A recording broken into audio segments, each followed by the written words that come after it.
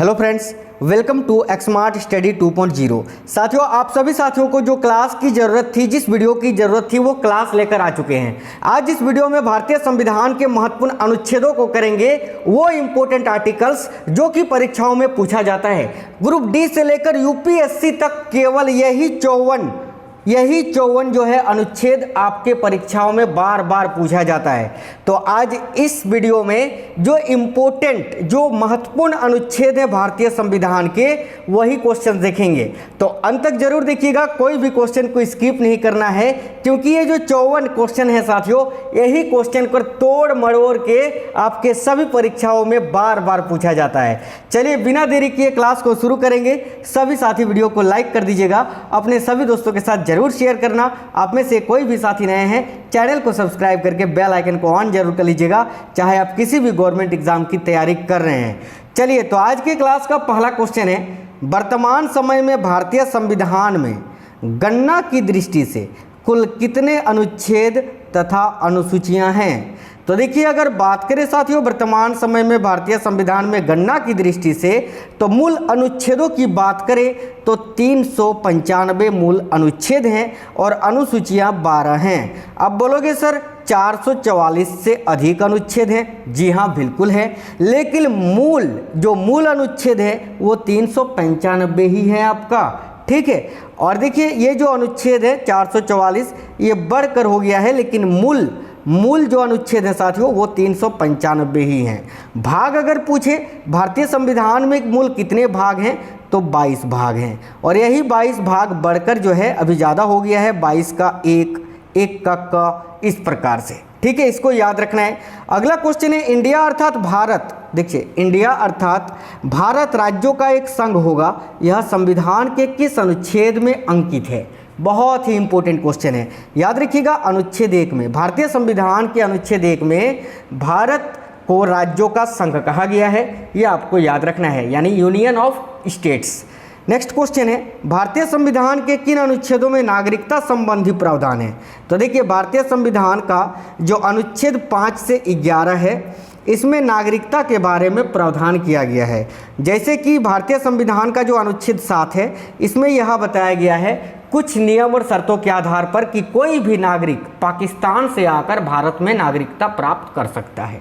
इसी तरह नागरिकता संबंधी जो प्रावधान है वह अनुच्छेद 5 से 11 में बताया गया है। अगला क्वेश्चन है साथियों, देखिएगा, निम्नलिखित में से किन अनुच्छेदों द्वारा भारतीय संविधान नागरिकों को मूल अधिकार निश्चित प्रदान करता है? बहुत ही इंपॉर्टेंट क्वेश्चन है। तो मूल अधिकार के बारे में भारतीय संविधान के अनुच्छेद 12 से 35 में बताया गया है, याद रखना, अनुच्छेद 12 से 35 तक या 35 के द्वारा। अगला क्वेश्चन है, नौकरियों। देखिए, नौकरियों तथा शैक्षणिक संस्थाओं में समाज के लिए कमजोर वर्ग के लिए आरक्षण उपलब्ध कराने के लिए केंद्र सरकार को संविधान का कौन सा अनुच्छेद अधिकार प्रदान करता है? तो साथियों अनुच्छेद 16। देखिए, अनुच्छेद 16 में रोजगार संबंधी प्रावधान किया गया है।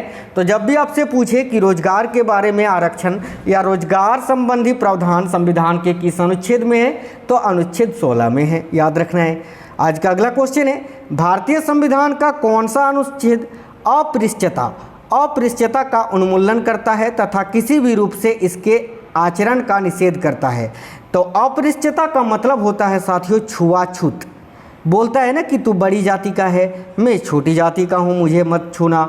ठीक है, तो ये जो छुआछूत है इसको अपृष्यता बोला जाता है, और इसको संविधान का जो अनुच्छेद 17 है इसमें समाप्त कर दिया गया है। ठीक है, तो याद रखना ऑप्शन नंबर ए। और ये बताया गया है कि किसी भी प्रकार से इसका दोबारा से उपयोग ये वर्जित है। चलिए नेक्स्ट क्वेश्चन देखते हैं। तो भारतीय संविधान का कौन सा अनुच्छेद राष्ट्रपति के पद के लिए पुनर्निर्वाचन की योग्यताएं निर्धारित करता है? तो देखिए, राइट आंसर हो जाएगा साथियों आर्टिकल 57, याद रखना। देखिए, भारतीय संविधान का जो अनुच्छेद 52 से 61 है, इसमें केवल भारत के राष्ट्रपति के बारे में बताया गया है, ये चीज़ आपको याद रखना है। ठीक है, और देखिए, भारतीय संविधान का कौन सा अनुच्छेद है जो राष्ट्रपति के पद के लिए पुनर्निर्वाचन की योग्यताएं निर्धारित करता है? तो अनुच्छेद 57, याद रखना। नेक्स्ट क्वेश्चन है, किस अनुच्छेद के अंतर्गत भाषण एवं अभिव्यक्ति की स्वतंत्रता के अधिकार की गारंटी दी गई है। तो देखिएगा, भाषण देना और अभिव्यक्ति की स्वतंत्रता ये संविधान के अनुच्छेद 19 में बताया गया है।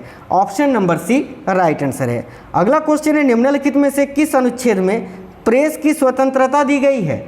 तो याद रखना, देखिए भाषण और अभिव्यक्ति की स्वतंत्रता मैंने बताया अनुच्छेद 19 में, और प्रेस की स्वतंत्रता अनुच्छेद 19 का 1 में। याद रखना, option number A right answer है। अगला क्वेश्चन है, मौलिक अधिकार के अंतर्गत कौन सा अनुच्छेद बच्चों के शोषण से संबंधित है? तो देखिएगा, राइट आंसर है अनुच्छेद 24। साथियों, अनुच्छेद 24 में आपको ये बताया गया है कि 14 वर्ष या उससे कम आयु के बच्चों को कारखानों पर काम पर नहीं लगाया जा सकता है। ठीक है, आज का अगला क्वेश्चन है, निम्नलिखित में से किस अनुच्छेद में अल्पसंख्यकों के हितों के संरक्षण की व्यवस्था की गई है? बहुत ही इंपॉर्टेंट क्वेश्चन है, वेरी वेरी इंपॉर्टेंट क्वेश्चन। तो देखिए, निम्नलिखित में से किस अनुच्छेद में अल्पसंख्यकों के हितों के संरक्षण की व्यवस्था दी गई है? तो साथियों याद रखना है अनुच्छेद 29 में, article 29। Option number D right answer है। नेक्स्ट क्वेश्चन है, कौन से अनुच्छेद के अंतर्गत भारत का सर्वोच्च न्यायालय नागरिकों के मौलिक अधिकारों की रक्षा करता है? तो याद रखिएगा साथियों, अनुच्छेद 32, article 32। Option number A. Next है, भारतीय संविधान के अंतर्गत कल्याणकारी राज्य की अवधारणा निम्नलिखित में से किस अनुच्छेद में वर्णित है? तो देखिए, भारतीय संविधान के अंतर्गत कल्याणकारी राज्य की अवधारणा ये साथियों संविधान के अनुच्छेद 39 में यानी 39 में वर्णित किया गया है। Option number B right answer है। अगला क्वेश्चन है, भारतीय संविधान के अनुच्छेदों में राज्य के नीति निर्देशक तत्वों का उल्लेख किस अनुच्छेद में है? तो साथियों आपको याद रखना है कि राज्य का जो नीति निर्देशक सिद्धांत है इसका प्रावधान अनुच्छेद 36 से 51 में किया गया है, यानी आर्टिकल 36 टू 51 में राज्य के नीति निर्देशक तत्वों के सिद्धांतों के बारे में बताया गया है। अगर आपसे क्वेश्चन में ये पूछे कि भारतीय संविधान में राज्य के नीति निर्देशक तत्वों को संविधान के किस भाग में रखा गया है, तो याद रखना भाग 4 में रखा गया है। अगर आपसे पूछे राज्य की नीति निर्देशक तत्वों को किस देश के संविधान से भारतीय संविधान में शामिल किया गया है, तो याद रखिएगा आयरलैंड के संविधान से। चलिए अगला क्वेश्चन देखते हैं। अगला क्वेश्चन है, कौन सा अनुच्छेद राज्य सरकारों को ग्राम पंचायत के गठन का निर्देश देता है? वेरी वेरी इंपॉर्टेंट क्वेश्चन है, तो याद रखिएगा अनुच्छेद 40। Option number D right answer हो गया। अगला क्वेश्चन है बहुत ही ज़्यादा इंपॉर्टेंट क्वेश्चन, 42वें संविधान संशोधन द्वारा संविधान के किस अनुच्छेद में मौलिक कर्तव्यों को जोड़ा गया है? तो साथियों देखिए इसका राइट आंसर हो जाएगा अनुच्छेद 51 का ए। वर्तमान में मौलिक कर्तव्यों की बात करें तो 11 मौलिक कर्तव्य हैं। ठीक है, अनुच्छेद 51 का ए का खंड का ए बी सी डी इस प्रकार के भाग में बांटा गया है, या 1 2 खंड 3 इस प्रकार से 11 मौलिक कर्तव्यों को जोड़ा गया है। एक चीज़ और यहाँ याद रखना है साथियों, 42वां संविधान संशोधन जो हुआ था 1976 में, इसमें केवल 10 मौलिक कर्तव्यों को जोड़ा गया था। आप बोलोगे सर 11वां कब जुड़ा था? तो हाँ देखो 11वां जो है ना ये 86वां, देखिए 86वें संविधान संशोधन 2002 के अंतर्गत जोड़ा गया था। ठीक है, याद रखना है। चलिएगा आगे देखेंगे। अगला क्वेश्चन है, किस अनुच्छेद के अंतर्गत कार्यपालिका की शक्ति राष्ट्रपति में निहित होगी? तो बहुत ही ज़्यादा इंपॉर्टेंट क्वेश्चन है, राइट आंसर है अनुच्छेद ए, ऑप्शन नंबर ए अनुच्छेद 53। देखिए मैंने टोटल 54 क्वेश्चंस लिया है एमसीक्यू क्वेश्चन, और साथियों सारा ही क्वेश्चन बहुत ही ज़्यादा इंपॉर्टेंट है। ठीक है, छाट के ये क्वेश्चंस मैंने लिया है आपके लिए इस क्लास में, तो ज़रूर हर एक क्वेश्चन को समझना है, हर एक क्वेश्चन को देखना है। Option number A right answer आएगा अनुच्छेद 53। अगला क्वेश्चन है, किस अनुच्छेद के अंतर्गत भारत के राष्ट्रपति पर महाभियोग चलाया जा सकता है? तो राइट आंसर होगा अनुच्छेद 61 के तहत। मैंने अभी आपको बताया कि भारत के राष्ट्रपति के बारे में अनुच्छेद 52 से अनुच्छेद 61 में बताया गया है। आज का अगला क्वेश्चन है, संविधान के किस अनुच्छेद में उपराष्ट्रपति पद का प्रावधान किया गया है? बहुत ही ज़्यादा इंपॉर्टेंट क्वेश्चन, याद रखिएगा साथियों अनुच्छेद 63 में। Option number D right answer है। अगला क्वेश्चन है, मंत्रीगण सामूहिक रूप से लोकसभा के प्रति उत्तरदायी हैं, यह संविधान के किस अनुच्छेद के अंतर्गत वर्णित है? तो देखिए राइट आंसर है साथियों अनुच्छेद 75 के अंतर्गत। Option number A right answer हो जाएगा। ठीक है, चलिए अगला क्वेश्चन है, निम्नलिखित में से कौन सा अनुच्छेद भारत के महान्यायवादी की नियुक्ति से संबंधित है? तो राइट आंसर है अनुच्छेद 76। अच्छा, और एक चीज आपको याद रखना है, अगर आपसे पूछे प्रधानमंत्री पद का उल्लेख किस अनुच्छेद में है तो भी राइट आंसर अनुच्छेद 75 ही होगा, याद रखना। ठीक है, एक सेकेंड। अनुच्छेद 75 में यह भी बताया गया है कि भारत का एक प्रधानमंत्री होगा जिसकी नियुक्ति भारत के राष्ट्रपति करेंगे। चलिएगा अगला क्वेश्चन देखते हैं साथियों। तो देखिए अटॉर्नी जनरल यानी महान्यायवादी की नियुक्ति होगी आपका अनुच्छेद 76, याद रखिएगा, बहुत ही इंपॉर्टेंट क्वेश्चन है। अगला क्वेश्चन है, संविधान के किस अनुच्छेद के अंतर्गत या तहत राष्ट्रपति लोकसभा को भंग कर सकता है? तो राइट आंसर है साथियों अनुच्छेद 85 के तहत। ठीक है, याद रखना, आर्टिकल 85। नेक्स्ट है, किस अनुच्छेद के द्वारा संसद की संयुक्त बैठक का प्रावधान किया गया है? तो देखिए राइट आंसर है अनुच्छेद 108 के अंतर्गत। अगला क्वेश्चन है, संविधान के किस अनुच्छेद में धन विधेयक की परिभाषा दी गई है? तो देखिए धन विधेयक की परिभाषा ये संविधान के अनुच्छेद 110 में की गई है, ऑप्शन नंबर सी। कौन सा अनुच्छेद संसद के 2 अधिवेशनों के बीच 6 महीने के अंतर्गत की अनिवार्यता का उल्लेख करता है? तो साथियों याद रखना अनुच्छेद 85। इस क्वेश्चन का भी राइट आंसर अनुच्छेद 85 होगा, याद रखना। इसका प्रावधान संविधान के भाग 5 में किया गया है, भाग 5 में। ठीक है, और अनुच्छेद, एक चीज़ यहाँ पर नोट कर लीजिएगा साथियों, चलिए मैंने लिखा है शायद, देखिए। तो एक चीज़ तो आपका हो गया, संविधान के भाग में इसका उल्लेख है साथियों कि संसद के जो संयुक्त 2 अधिवेशन है उसके बीच केवल 6 महीने का अंतराल होगा। और एक चीज़ आपको याद रखना है, यहाँ पर देख लीजिए कि अनुच्छेद 79 यानी 79 से 122 में संसद की प्रक्रियाओं और शक्तियों के बारे में बताया गया है। अनुच्छेद 79 टू 122 आपको याद रखना है ये। अगला क्वेश्चन है, भारतीय संविधान का कौन सा अनुच्छेद भारत के राष्ट्रपति में अध्यादेश जारी करने की शक्ति प्रदान करता है? वेरी वेरी इंपॉर्टेंट क्वेश्चन, याद रखिएगा अनुच्छेद 123। अनुच्छेद 123 के अंतर्गत भारत के राष्ट्रपति अध्यादेश जारी कर सकते हैं। नेक्स्ट क्वेश्चन है, संविधान के किस अनुच्छेद में सर्वोच्च न्यायालय के न्यायाधीश पर महाभियोग चलाए जाने का प्रावधान है? तो याद रखिएगा अनुच्छेद 124 के तहत। ठीक है, अगला क्वेश्चन है, राष्ट्रपति सर्वोच्च न्यायालय से संबंधित माफ करना, राष्ट्रपति सर्वोच्च न्यायालय से संविधान के किस अनुच्छेद के अंतर्गत परामर्श ले सकता है? तो अनुच्छेद 143 के अंतर्गत, ऑप्शन नंबर बी राइट है। अगला है, किस अनुच्छेद में सर्वोच्च न्यायालय और उच्च न्यायालय को न्यायिक पुनरावलोकन यानी रिव्यू की शक्ति प्रदान की गई है? तो साथियों राइट आंसर हो जाएगा, याद रखिएगा, अनुच्छेद 32 में, ऑप्शन नंबर ए आर्टिकल 32। भारतीय संविधान के किस अनुच्छेद के तहत अधीनस्थ न्यायालय या जिला न्यायालय का प्रावधान किया गया है? तो देखिएगा राइट आंसर है अनुच्छेद 233 के अंतर्गत। अगला क्वेश्चन है, किस अनुच्छेद के तहत केंद्र के पास गैर विशिष्ट, है ना, गैर विशिष्ट शक्तियां हैं?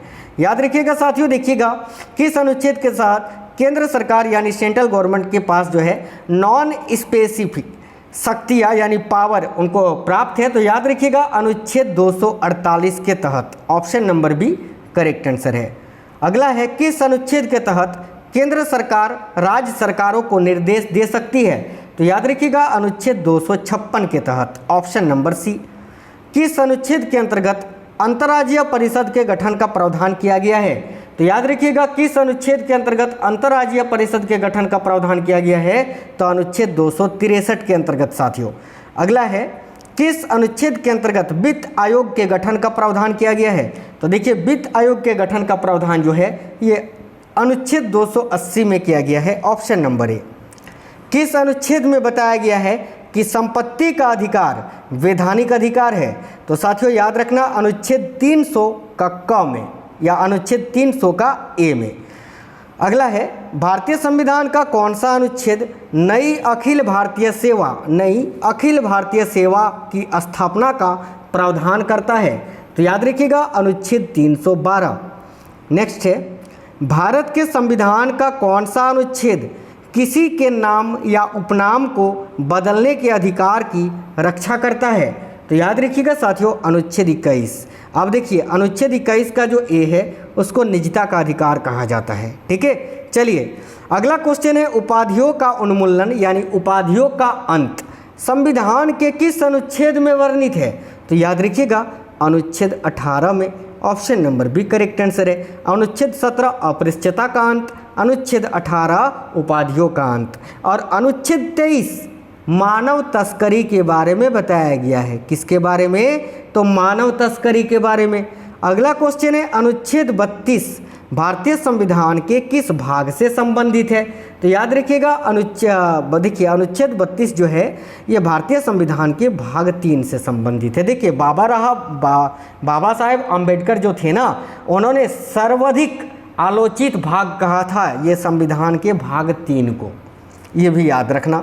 अगला क्वेश्चन है भारत के संविधान के अनुच्छेद 71 का जी में विशेष प्रावधान किस राज्य की स्थिति से संबंधित है? तो एक चीज़ अगर नहीं पता है आपको, तो एक चीज़ आपको यहाँ पर याद रखना है साथियों कि देखिए भारतीय संविधान का जो अनुच्छेद 371 है, इसमें पूर्वोत्तर राज्यों को साथियों विशेष दर्जा प्रदान किया गया है। जिस तरह अनुच्छेद 317 में, अनुच्छेद 370 में जम्मू कश्मीर को विशेष राज्य का दर्जा प्रदान किया गया था, लेकिन इसको अगस्त 2019 में ही समाप्त कर दिया गया था। अनुच्छेद 370 को जम्मू कश्मीर से हटा लिया गया है, लेकिन अनुच्छेद 371 जो है इसमें भी पूर्वोत्तर राज्यों को विशेष दर्जा प्रदान किया गया है। जैसे कि अनुच्छेद 371 का जी जो है, इसमें साथियों मिजोरम राज्य को विशेष दर्जा प्रदान किया गया है।